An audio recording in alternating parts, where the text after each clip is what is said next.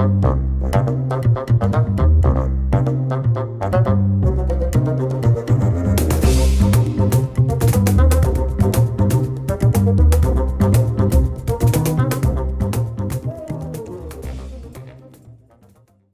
of us live in absolutely beautiful and amazing cities.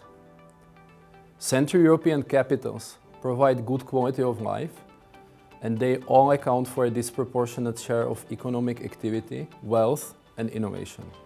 They often act as laboratories of change. In spring, these cities also quickly became centers of the pandemic. Cities were hit hard, almost most seemed to have fared better in terms of unemployment than the rest of the countries. Despite the enormous human and economic costs, some aspects of quality of city life actually improved. The pandemic thus highlighted possibilities to improve further. We have singled out 3 areas in which C capitals can become role models for their countries while closing the gap to quality of life to the best cities globally. Number 1. Improve city experience with digital technologies like all-in-one app. Digital technology can help cities solve public problems and achieve a higher quality of life. Smart city applications integrate services such as security, healthcare, energy, water, mobility, economic development and housing. An interesting digital inspiration is the Smart Dubai initiative and its ambition to have a paper-free government by the end of 2021. A flagship initiative is the mobile app Dubai Now, a one-stop portal to 120 services in 10 key areas of city life, such as paying bills, renewing car registrations, settling traffic fines, checking children's vaccinations, locating a doctor, or applying for permanent residency. It integrates not only government services, but it is increasingly an ecosystem for private service providers. Some EU governments pursue similar ambitious efforts. Also, C capitals can use success of Dubai Now as inspiration. They could embrace the core principles behind it.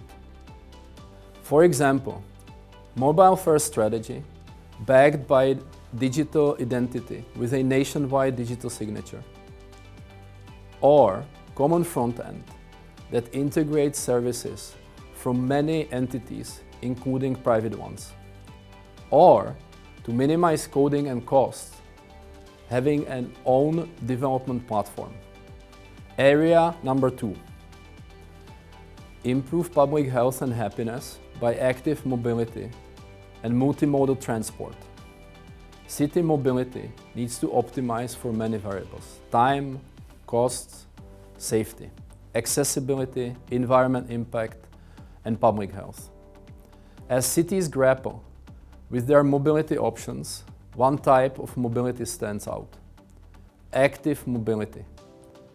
Transport based on human physical activity. However, more systematic approach to active mobility must be embedded in urban planning from the outset. The Warsaw district Villa provides a great inspiration for C cities and developers with services within walking distance, including shops, schools for all ages, kindergartens and playgrounds. The district attracts young adults and ranks among the most successful in Poland, with the second lowest unemployment rate, the highest life expectancy, and the lowest obesity rate of all Warsaw districts. It also boasts the highest birth rate in Poland and the highest share of women with tertiary education. Active mobility is not suitable for every journey, however.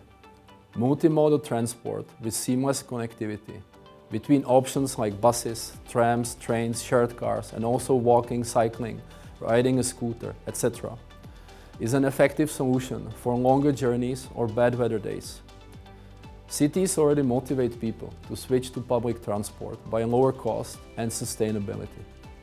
Cities can orchestrate transportation providers, city planners, payment solution providers, and other stakeholders to build the mobility as a service solution.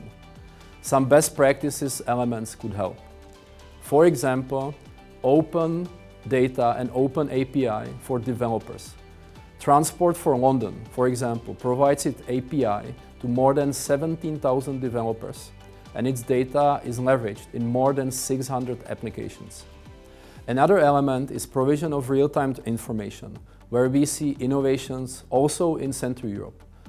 A Prague app called CityMove compares the expected time and price of city transport options, including shared scooters.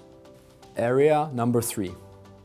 Protect the environment with long-term heating plan.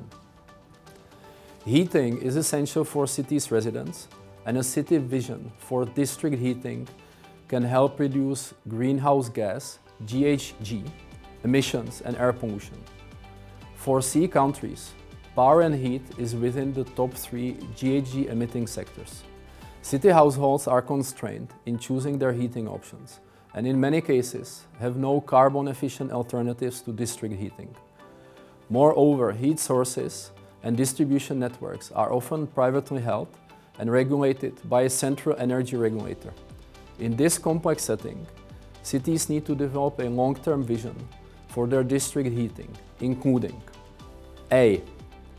Reducing the GHG intensity of the current district heating, including cutting losses, decarbonizing. B. Integrating clean sources into district heating, including clean fuel boilers. C. Considering, where circumstances allow, a plan for local decarbonized solutions independent of district heating, including, for example, deploying heat pumps. To recap and close, in the post-COVID next normal, cities could role model and lead innovations in 3 ways. Number 1, accelerating smart city initiatives. Number 2, embracing active mobility and modern multimodal transport approaches.